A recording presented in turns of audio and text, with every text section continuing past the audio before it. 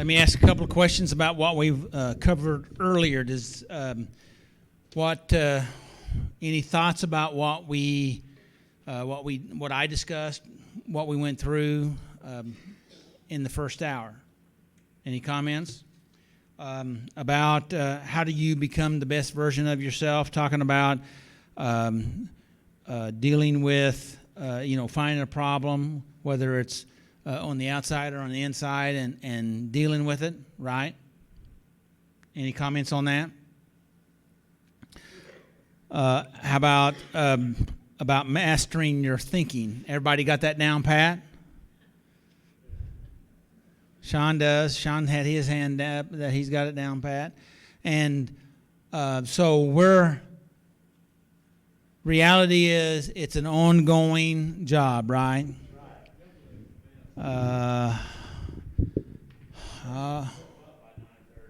Do what? AM or PM? Okay, just checking, and we're not going to go any further with that. So what we have is we need to become the best version of ourselves. Now, I want to say this about the best version of ourselves. If we stop and think about oftentimes how we think about ourselves, we have a distorted vision of ourselves. Would you agree with that? Okay.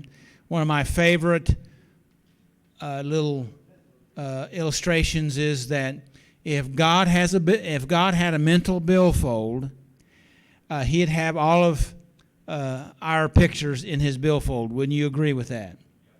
Okay. Yes. And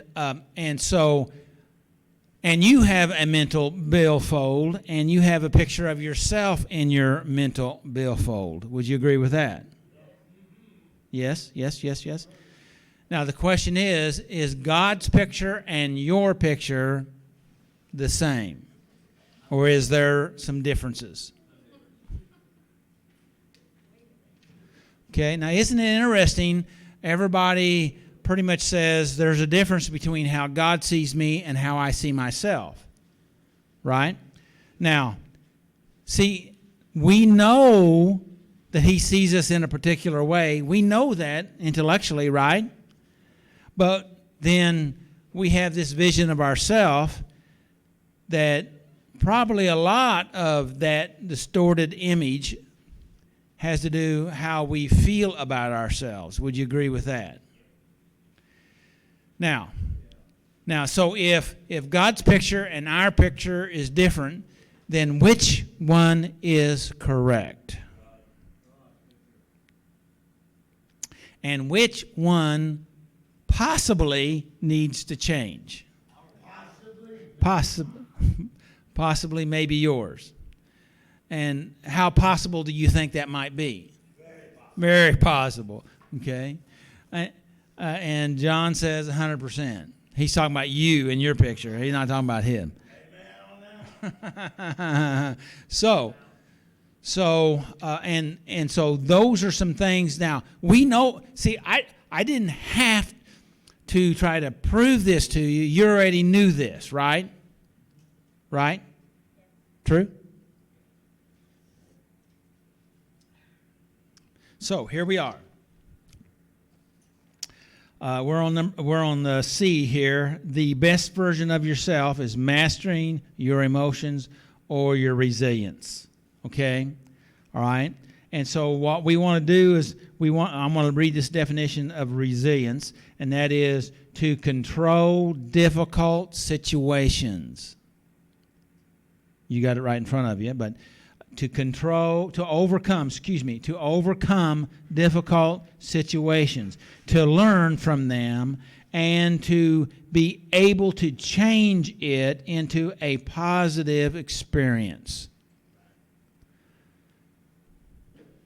What do you think about that? What if, this is a question, what if we could take difficult situations and that we could go ahead and change them into positive experiences. What if we could do that? Would that be a good thing or a bad thing? Okay. Has anybody ever done that before? Well, God has, yes. But haven't you? Haven't you? Right? Because you've been in situations that you said, "Oh my God, I'm going to die. There's no way out of this." And somehow you worked through it and you lived, right? Does that make sense? So now you may have had a rocky road through that experience, okay? But you did do it. Would you agree with that? Is there anybody that has never done that on the face of the earth? Okay? Because if they're still breathing and they've all had some of those experiences, and we've had more than one, right?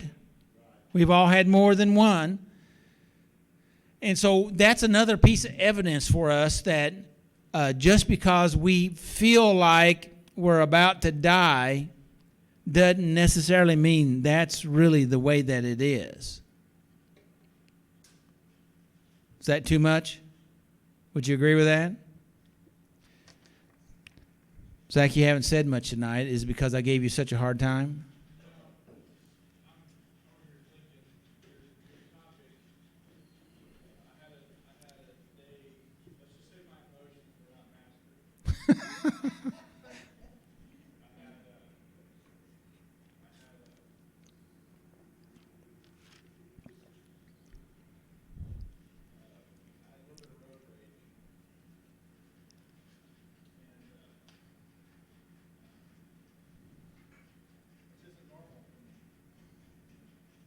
Which is what? Okay, okay.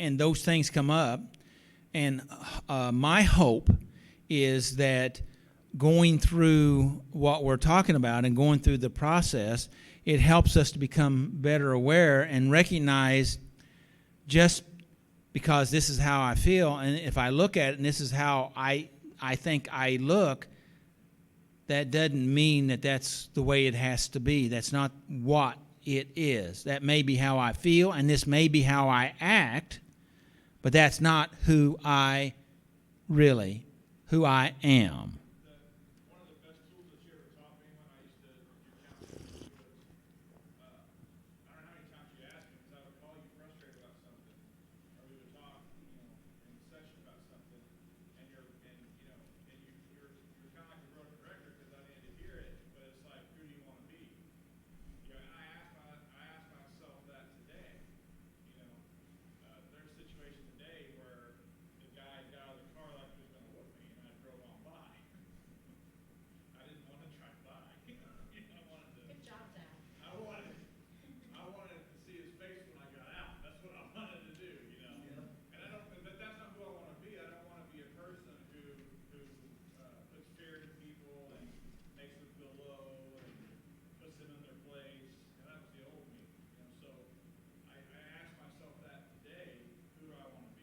Excellent. Who do I want to be?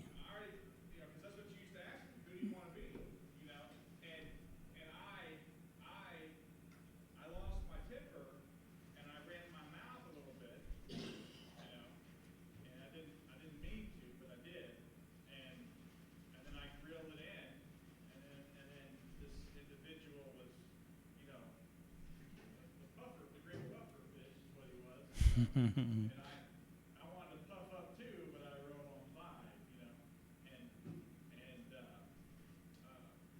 that old me sometimes will belittle myself because I didn't do what because I let it walk on me, right? So the point is, That's the old mentality speaking there, that I let him walk on me. and that's false. Okay. But that's what how I used to live. Where I came from is you didn't let people do that because if you did, everybody did that. So it was Mm-hmm. survival mechanism. So Mm-hmm. my point is I used to think if I didn't catch it right off, it was too late. And that was my excuse to go ahead and just have my way. Yeah. But that's not an excuse. You can reel it in. You can reel it in. It gets harder. It gets harder the further you go into it. Yeah, it does. But see, this was a golden opportunity. Yes, it was. And we get golden opportunities to practice and to learn. Okay, and there is no failure. There is only learning. Did you hear that? There is no failure. There's only learning. Either you learned a lot or you didn't learn very much, but you learned something. You learned out that didn't work very good. That's not the way I want to be. I don't like doing that. I don't like myself after I behave that way. And that's the thing. I felt like the way I felt driving by, but I would have felt way worse if I would have got out. Right. I would have felt way worse in the aftermath. I'm not talking about jail time or any of that. I mean, as a person, Right. like that, because that's not who I am anymore. Right. I like this me. Yes. I didn't like that me. Well, one day you'll be able to get out and ask him if he wants prayer, or only if that's appropriate. The other is maybe hey, I'm apologize, or whatever. Yeah. Well, we can only take those healthy steps that we can take, and it's a process, right? It's all a process. So congratulations. Everybody give him a hand. All right. So resilience. So to learn from them and to be able to change it into a positive experience. And Zach is working on taking that experience and changing it into a positive experience. Now, he's struggling with it, but part of the positive thing is I like myself better the way I see myself and the way I want myself to be than going to that old default that I used to be. That's the way I was, but that's not the way that I am. Okay? Not that I am all the way where I want to be, but I'm not where I used to be. Okay. So, and that's the way it is with all of us. I want to get down here because I promised Troy that I would not go over tonight, and so because I've been going over, and we had people that needed to be in certain places at certain times on the van. So, okay, so then I can go over it. Is that what you're saying? Okay, so think about this, and we kind of already touched this a little bit, but think about how much better you are now. Think about that. Think about how much better. Okay? Because Zach just told his story, and he's better, even though he didn't like everything the way that it went, but he's better than he used to be, right? Right? And so are you. Are you not? All right? I was listening to some research on motivation, and they say that negative or punishment motivation does not work on people. What do you think about that? Even though that's the way we try to do everything.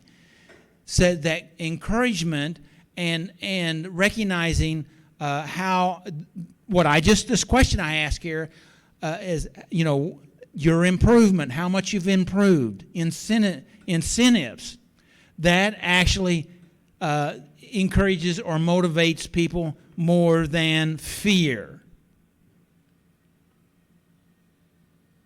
or fear of punishment. Okay? That love, well, I was going to go with the Bible here. Love works more effectively because it's positive. There's no, and there is no punishment in love. There's only punishment in fear, because fear brings punishment. Okay. And so when and that doesn't mean that there aren't consequences that happen here, but we're not.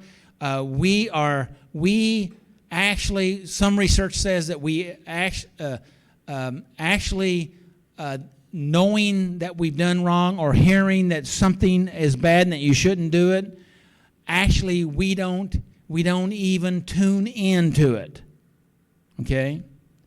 But if we see that there's something good or a benefit that would be that we could put in our life, and that we've actually done better, just like I did with you a moment ago, see how much you have improved. Okay, a little bit of an exercise we're going to do here in a minute. Recognize that, because what we do is we grade ourselves on this scale, and we always look at how far that I have not come, or how bad that I have done, right? That's what we look at, right? I've moved an inch, but I have 1,000,000 miles to go. So we discount the inch and we sabotage it because we say it doesn't count because we have so far to go. Does that make sense? And so if you look at your life, sometimes I like to have people draw a mountain and say, where were you when you started into this process? Where were you at? And the mountain being the problem, okay? A mountain of problems. The very top is the ultimate, I can't stand it anymore, it's overwhelming. And the bottom being I'm in the valley and I'm peaceful, okay? Where were you before and where are you now? How much progress have you made? Yeah, maybe you have still a long ways to go to work out some of that stuff. Okay, well, see, halfway. If you and recognize it, saying, I've made progress. Things are good, even if I've done 1%, I've made progress. We are our worst enemies. So we need to be our best friends. So how much have you grown? Look at that. One of my biggest problems in the past was things that I could do, I discounted them because I said they were easy. And the things that I couldn't do or I struggled with, I said those were the important things and those were the ones that mattered. They were hard, so I discounted the good stuff that I could do, or the easy stuff, which I said was easy. But then I realized things that's easy to me is not always easy to everybody else. Or that I can do, there are people that are not able to do. Does that make sense? But I discounted it. I didn't value those skills and talents. So how much have you grown? How far have you already come? You need to know that. That's your personal evidence. Does that make sense? Okay? Well, you say, I just keep having problems after problems. Well, life is full of problems. It's not about the problems. It's